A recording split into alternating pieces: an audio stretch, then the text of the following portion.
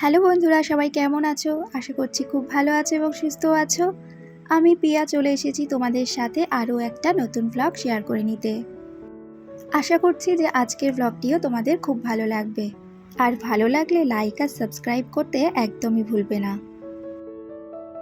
আজকের দিনটা হলো শনিবার, আর সকাল হতেই কিছুটা কাজ এগিয়ে রেখে চলে এসেছিলাম রান্নাঘরে। আর রান্নাঘরে এসে দেখছি মা একদিকে ভাত আর একদিকে শাক ভাজা বসিয়ে দিয়েছিল। তো আমি জাস্ট রান্নাঘরে আসতেই শাক ভাজাটা নামিয়ে নিলাম। আজকের ভ্লগটা আমি শুরু করেছি রান্নাঘর থেকে। সকাল টাইম থেকে প্রচণ্ড তাড়াহুড়ো আজকে, কারণ আজকে হচ্ছে বাবার মানে আমার শ্বশুরমশাইয়ের চোখের অপারেশন হবে। আর 9টার মধ্যে সবাই খেয়ে দিয়ে বাবাকে নিয়ে যাবে হসপিটালে। তো সেই কারণে রান্নাঘরে আজকে প্রচণ্ড তাড়াহুড়ো লেগে গিয়েছিল। একদিকে তো গ্যাসের মধ্যে দুটো ওভেনে দুটো রান্না বসিয়েছিলাম, আর একদিকে ইন্ডাকশানে ডালিয়া বসিয়ে দিয়েছিলাম।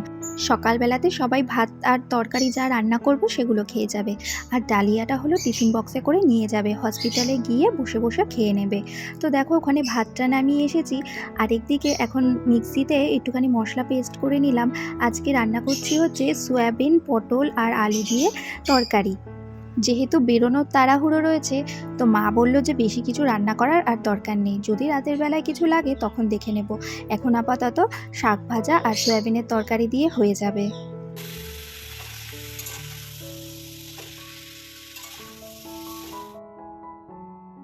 তিনটে ওভেনে তিনটে পদ বসিয়ে সকালবেলায় রান্না করে আজকে কোনো তালই পাচ্ছিলাম না, জানো তো।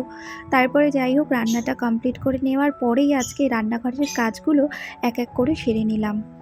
সবাই এখন খাওয়া দাওয়াটা করে নেওয়ার পরেই বেরিয়ে গেল, আর আমি তারপরে রান্নাঘরটা একটু পরিষ্কার করতে বাকি ছিল, সেটাকেও পরিষ্কার করে নিলাম। সকাল থেকেই আকাশটা মেঘলা মেঘলা, মাঝে মাঝে আবার ঝিরিঝিরি করে বৃষ্টিও পড়ছিল, কিন্তু গরমটা তো তাতে কম ছিল না। আর রান্নাঘরে এতক্ষণ দৌড়াদৌড়ি করতে করতে আমি পুরো হাঁপিয়েই গিয়েছিলাম, তাই অফ ক্যামেরাতেই কাজগুলোকে সেরে নিলাম।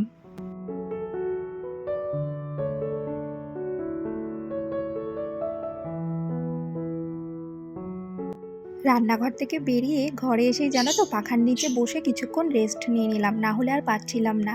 তারপরে ছেলেটাকেও ডেকে দিলাম, আর আজকে না বিছানার চাদরটা চেঞ্জ করব। তাই চাদরটাও তুলে নিলাম, আর বক্স খাটের মধ্যে থেকে আমার একটা ফ্লাক্স বের করার দরকার ছিল। আসলে একজনকে ফ্লাক্স দেবো, তো সেই কারণে বের করে নিলাম, আর ছেলে আমাকে এই কাজে একটুখানি সাহায্য করে দিচ্ছিল, না হলে না একা একা আর হচ্ছিল না। আর বাড়িতে হাজবেন্ডও নেই যে আমাকে একটুখানি সাহায্য করে দেবে। যাই হোক, কোনো মতে বের করলাম। আর ফ্লাক্সটা বের করেছি কার জন্য জানো তো? আমাদের বাড়ির সামনে যে ফুল নিয়ে বসে বৌদি, তো ওই বৌদির না ছেলে হয়েছে। ছেলের অন্নপ্রাশনে যেন প্রায় 7-8টার মতো এরকম ফ্লাক্স পেয়েছি। এত ফ্লাক্স দিয়ে কি করব, একদম নতুন ফ্লাক্স জানো। তাই বলেছি যে আমি তোমাকে একটা ফ্লাক্স দেবো, তুমি নেবে? তো বলেছে যে হ্যাঁ নেবে, তো সেই কারণে আমি বের করে রাখলাম। বেবি হওয়ার পর ফ্লাক্স তো সবারই লাগে, তো সেই কারণে বললাম তোমায় আর কিনতে হবে না, আমি তোমাকে দিয়ে দেব। তো যাই হোক, ওটা বের করলাম, আর তারপরে বিছানাটা যখন তুলেইছি ভাবলাম একটু ঝাড়ু দিয়ে নিই।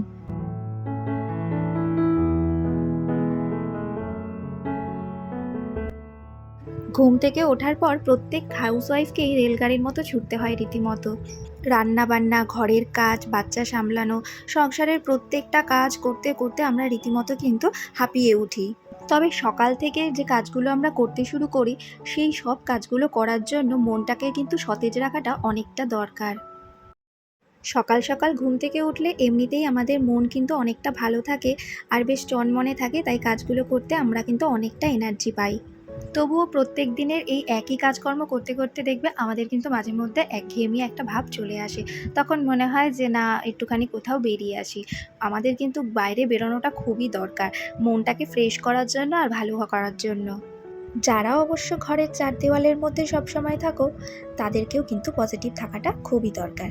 কিন্তু তার জন্য কিছু টিপস যদি তোমরা মেনে চলতে পারো, তাহলে দেখবে ঘরের মধ্যে থেকেও তুমি অনেকটা ভালো থাকবে এবং পজিটিভ থাকবে। আমার ক্ষেত্রে না হলেও তোমাদের অনেকের ক্ষেত্রেই দেখি যে সকালের কাজকর্মগুলো শুরু হয় এই বিছানা গোটানো থেকে।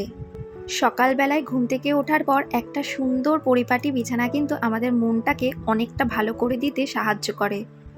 তাই অবশ্যই সবার প্রথমে সুন্দর করে বিছানাটাকে গুটিয়ে নিতে হবে। আর সপ্তাহে সপ্তাহে তো বেড কভার চেঞ্জ করা, তারপরে কুশন কভার চেঞ্জ করা, ঘরের সৌন্দর্য কিন্তু অনেকটাই নির্ভর করে এই বিছানার ওপর। তাই সবসময় বিছানাটাকে একটুখানি গুছিয়ে রাখার চেষ্টা করলে অবশ্যই দেখবে ক্লান্তি কিন্তু অনেকটা দূর হবে।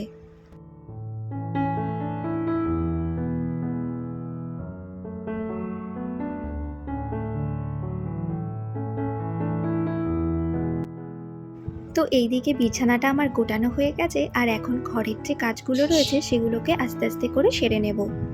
ঘরের মধ্যে নিজেকে ভালো রাখার জন্য সবসময় কিন্তু ঘরের জিনিসপত্রগুলোকেও সুন্দর করে গুছিয়ে রাখতে হবে। অনেকেই আবার মনে করে ঘর গোছানোর কাজটা বেশ কষ্টের কাজ, কিন্তু আসলে তেমন কিছুই নয়। প্রথমবার তুমি যদি একটুখানি কষ্ট করে জিনিসগুলোকে অর্গানাইজ করে নাও, দ্বিতীয়বার থেকে দেখবে যখনই তুমি প্রত্যেক দিন ঘর পরিষ্কার করবে, তখন জিনিসগুলো কিন্তু চটপট ওই অর্গানাইজারের মধ্যে রেখে দেবে, আর দেখবে কাজগুলো তখন কষ্টের থেকে অনেকটা সহজ হয়ে যাবে। ঠিক এইভাবেই ঘরের প্রত্যেকটা জিনিস যদি পরিপাটি করে গুছিয়ে নেওয়া যায়, তাহলে সেটা কিন্তু আমাদের মনকে অনেকটা শান্তি দেয়। ঘরের কাজগুলোর সাথে সাথে বাড়ির প্রত্যেকটা সদস্যের সাথেই সময় কাটানোর চেষ্টা করলে মন ভালো থাকবে। কারণ কথা বললে মানুষের সাথে মন কিন্তু ভালো হয়ে যায়। কারো কথায় ভুল ত্রুটি না ধরাটাই ভালো। ঘরে যদি কোনো ছোট বা বড় টেবিল থাকে, সেই টেবিলের কভারটা সপ্তাহে সপ্তাহে চেঞ্জ করে দাও, অথবা 15 দিনে একবার চেঞ্জ করে দাও।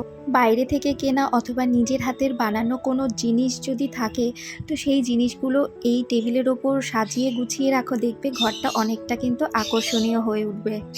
তবে আজকে জানো তো, আমি আর টেবিলের কভারটা চেঞ্জ করলাম না, কারণ কিছুদিন আগেই আমি কভারটা চেঞ্জ করে পেতেছি।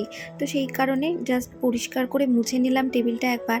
আর টেবিলের ওপর ট্রের মধ্যে যেহেতু এই সাজানোর জিনিসগুলো থাকে, সেগুলোতেও হালকা ধুলো পড়ে গিয়েছিলো, তো সেগুলোকে মুছে আবার সেই একই রকমভাবে রাখলাম। তবে আজকে আবার এখানে একটু ফ্রেশ ফ্লাওয়ার অ্যাড করব।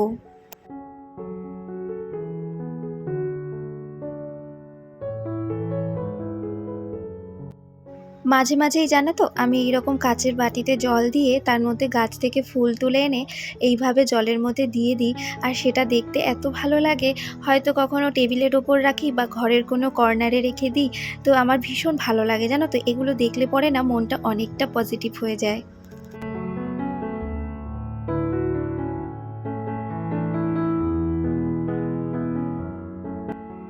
আমাদের মতো ঘরে বাজার থেকে সবসময় ফুল কিনে এনে ঘর সাজানোটা কিন্তু সম্ভব নয়, যেহেতু সেটা ব্যয়বহুল। তো এখন তো সবার বাড়িতেই মোটামুটি ফুলের গাছ অনেক থাকে। তো যে কোনো ফুল দিয়ে সাজালে কিন্তু দেখতে ভীষণ ভালো লাগে। আর বাড়িতে গাছ থাকাটা কিন্তু অত্যন্ত দরকার। যে কোনো আর্টিফিশিয়াল প্ল্যান্টস বা ফুল অথবা ইনডোর প্ল্যান্টস দিয়ে ঘর সাজালে কিন্তু আমাদের ঘরের মধ্যে একটা পজিটিভ এনার্জি কাজ করে। আবার অবসর সময়ে গাছগুলোর যত্ন করতে করতে কিন্তু সময়টা অনেকটা কেটে যায়, আর তখন গাছগুলোরও যত্ন হয়ে যায়, আর মনে নেগেটিভ চিন্তাভাবনাও কিন্তু আর আসে না।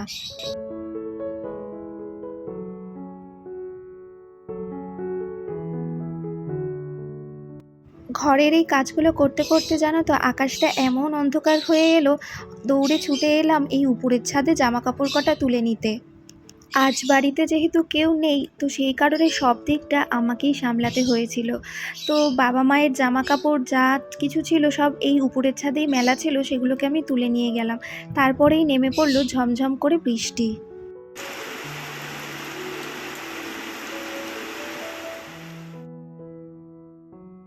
এই যে বর্ষাকাল এলো, এবার জামা কাপড় ওঠাও আর মেলো, এই একটা কাজ বেড়ে গেল। বাইরে বৃষ্টি পড়ছিল, তাই বাইরের কাজগুলো আর সারতে পারছিলাম না। তাই ঘরের মধ্যে থেকেই একটা কাজ করে নিলাম। ছেলেকে ওদিকে পড়াতে বসিয়েছিলাম, ওকে পড়াতে পড়াতে এইদিকে আমি একটা আমার পুরনো নাইটি ছিল, সেটা দিয়ে ছেলের বালিশের কভারগুলো বানাবো বলে সব মাপজোপ করছিলাম। ছেলের মাথার বালিশ আর পাশ বালিশ দুটোর কভার না নষ্ট হয়ে এসছে। তো ঠিক করেছি যে পুজোর আগে আবার দুটো সেট বাইরে থেকে বানিয়ে নেব। তবে এখনকার চলার মতো ওই ঘরের আমার ওই পুরনো নাইটিটা দিয়েই বালিশের কভার বানিয়ে নেব বলে ঠিক করেছি। ঘরের জন্য কিছু জিনিসের যদি দরকার হয় আর সেটা যদি নিজেই করতে পারি, তাহলে সেটা আমি নিজেই করে নেওয়ার চেষ্টা করি। বিভিন্ন নেগেটিভ চিন্তাভাবনা এড়িয়ে চলার জন্য জানো তো, এই কাজগুলোও কিন্তু আমাদের অনেকটা সাহায্য করে। অবসর সময়টা দেখবে অনেক সময় আমাদের মাথার মধ্যে নানান রকম চিন্তাভাবনা নিয়ে আসে। তো সেই ক্ষেত্রে সময়গুলোকে যদি ব্যবহার করি, মানে সেই সময়টাতে নিজের ভালো লাগার কোনো যদি কাজ করে থাকি, তাহলে দেখবে মনটা কিন্তু অনেক ভালো থাকবে। বিশ্বাস করো, একদম নিজের অভিজ্ঞতা থেকে বলছি। যখনই আমি অবসর সময় পাই না, তখনই বিভিন্ন ক্রাফটের কাজগুলো করি, অথবা এই রকম সেলাইয়ের যদি কোনো কাজ থাকে সেগুলো নিয়ে বসি। সবারই একটা আলাদা আলাদা রুচি আছে। আমার যেটা ভালো লাগছে সেটা অন্য কারো ভালো লাগতে নাও পারে। তো যার যেই রকম চয়েস, সেই অনুযায়ী অবসর সময়টাকে অবশ্যই কাজে লাগাও। দেখবে নেগেটিভ চিন্তাভাবনা থেকে দূরে থাকবে।